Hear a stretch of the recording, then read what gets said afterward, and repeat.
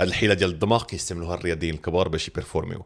خليك حتى الاخر باش تعرف حتى انت كيفاش تستعملها في حياتك. رونالدو كيتنفس بالجهد قبل ما يتيري، نادال كيدير نفس الروتين قبل ما يسيرفي، وبانون كيوجد بلا الاناحي اللي باقي اليوم ما عارفين شنو فيه.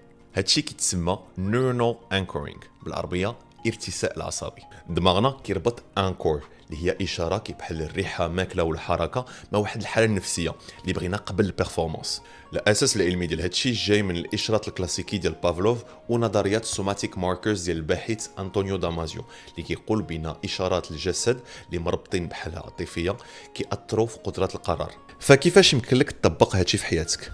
اولا خصك تختار كانكور اشاره سهله اللي يمكن لك تعاود، من بعد تصور مزيان الحاله النفسيه اللي احتاجيتي وعاودهم بعضياتهم.